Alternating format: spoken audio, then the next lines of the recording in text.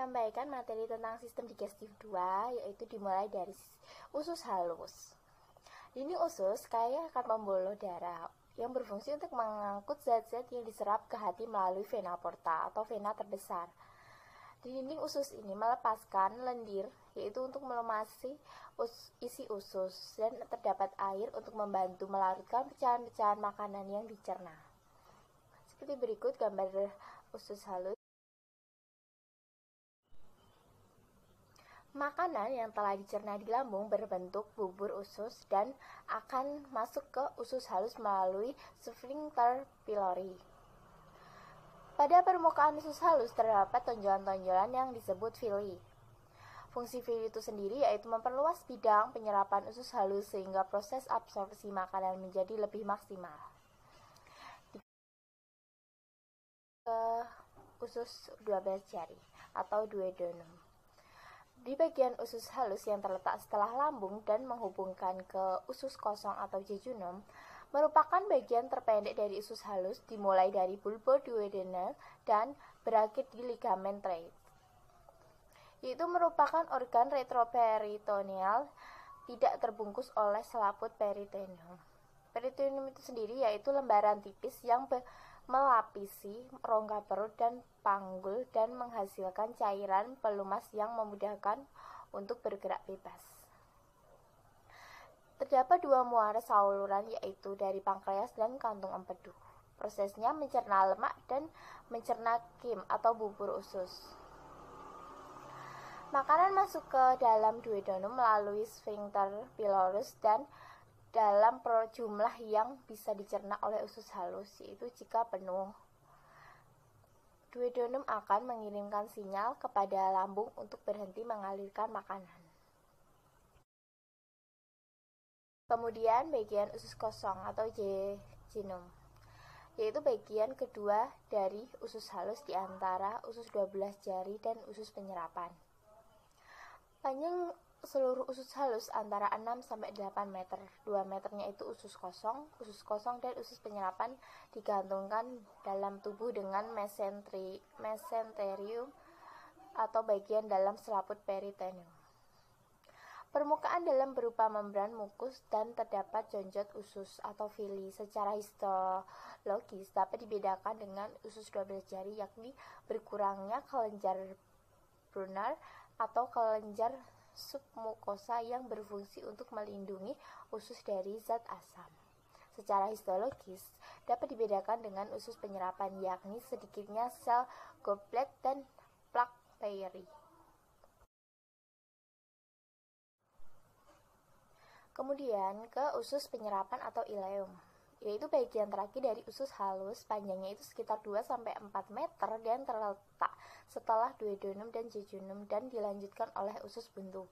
Ileum sendiri memiliki pH antara 7 dan 8 atau netral atau sedikit basa ya. Banyak terdapat villi, yaitu untuk menyerap nutrisi, gula, asam amino, asam lemak, gliserol, vitamin, mineral, dan makanan yang belum diserap jejunum.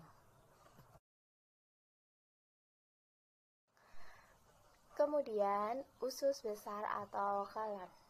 Di dalam usus besar, sisa makanan dibusukkan oleh bakteri Escherichia coli menjadi feses. Dalam usus besar terjadi proses penyerapan air yang masih tersisa pada makanan sehingga feses menjadi padat. Usus besar itu sendiri adalah bagian usus antara usus buntu dan rektum. Fungsinya menyerap air dari feses. Usus besar itu terdiri dari kolon ascendens, ada transversum, dan descendens, terus ada sigmoid. Bakteri yang terdapat di dalam usus besar itu berfungsi yaitu membantu penyerapan zat-zat gizi, membuat zat-zat penting seperti vitamin K. Beberapa penyakit serta antibiotik bisa disebabkan gangguan pada bakteri-bakteri di dalam usus besar. Akibatnya itu sendiri yaitu iritasi yang bisa menyebabkan diare.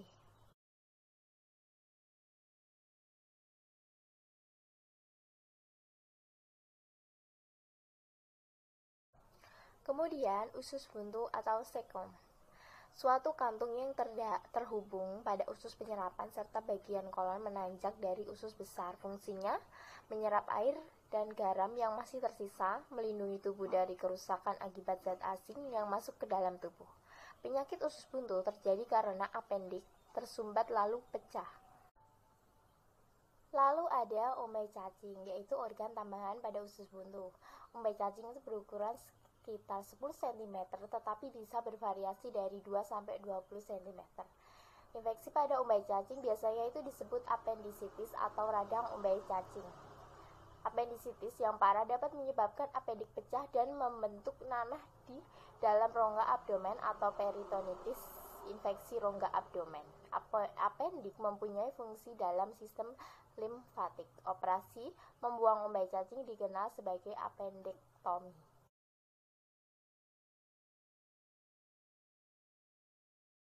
Setelah tadi usus buntu, kita masuk ke bagian anus. Feses akan didorong mendekati poros usus atau rektum sehingga timbul rangsangan buang air besar atau defekasi. Feses dikeluarkan dari tubuh melalui lubang yang disebut anus. Rektum dan anus berfungsi sebagai tempat penyimpanan sementara feses. Biasanya rektum kosong karena tinja disimpan di tempat yang lebih tinggi, yaitu pada kolon descendens. Jika kolon descendens penuh dan tinja masuk ke dalam rektum, maka timbul keinginan untuk buang air besar.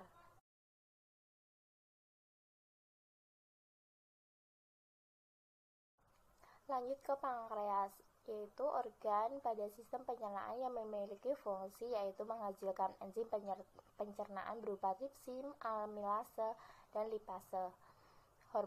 Yaitu sebagai hormon penting seperti insulin juga. Pankreas terletak pada bagian posterior perut dan berhubungan erat dengan duodenum.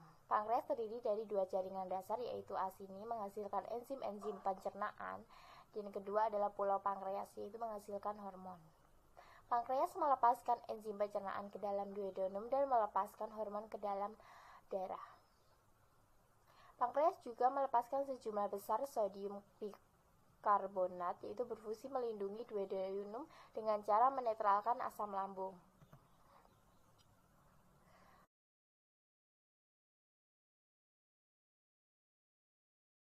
Kemudian kita ke liver atau hati atau hepar, yaitu merupakan sebuah organ yang besar dan memiliki berbagai fungsi, beberapa di antaranya berhubungan dengan pencernaan. Zat-zat gizi dari makanan diserap ke dalam dinding usus yang kaya akan pembuluh darah yang kecil-kecil atau kapiler. Kapiler ini mengalirkan darah ke dalam vena yang bergabung dengan vena yang lebih besar atau vena porta dan pada akhirnya masuk ke dalam hati. Vena porta terbagi menjadi pembuluh-pembuluh kecil di dalam hati di mana darah yang masuk diolah. Hati melakukan proses tersebut dengan kecepatan tinggi. Setelah darah diperkaya dengan zat-zat gizi, darah dialirkan ke dalam sirkulasi umum.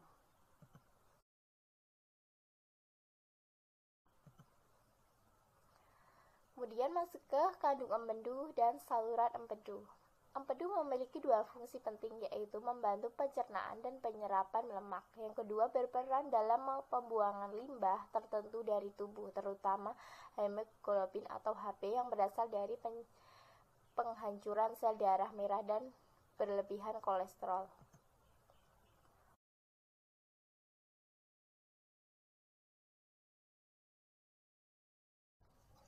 Urutan lengkap pencernaan makanan pada manusia yaitu pertama melalui mulut, kemudian ke faring, kemudian esofagus atau kerongkongan, kemudian ke lambung, lanjut ke pankreas, terus melalui kantung empedu, terus ke hati, kemudian ke usus halus, yaitu ke usus 12 jari, usus kosong, dan usus penyerapan. Kemudian masuk ke usus besar, kemudian usus buntu, ke umbai cacing, terus ke rektum, terus akhirnya berakhir di anus. Penjelasan sederhananya, makanan akan masuk ke mulut melalui proses pengunyahan agar menjadi halus, lalu diteruskan ke dalam lambung secara sedikit demi sedikit melalui kerongkongan. Setelah berada di lambung, makanan akan dilakukan proses pencernaan kimiawi yang berkaitan dengan enzim dalam lambung. Makanan akan berada dalam lambung selama kurang lebih 3 atau 4 jam. Setelah itu diteruskan ke usus halus. Pada usus halus inilah nantinya makanan itu akan dipilah dari kandungan yang diperlukan tubuh dan sisa makanan. Sisa makanan kembali diteruskan ke dalam usus besar dan diubah menjadi feses. Sedangkan kandungan makanan yang diperlukan oleh tubuh disebarkan ke berbagai bagian tubuh yang memerlukannya. Setelah sisa makanan menjadi feses, maka akan diteruskan ke rektum saat sudah penuh dan dikeluarkan melalui anus.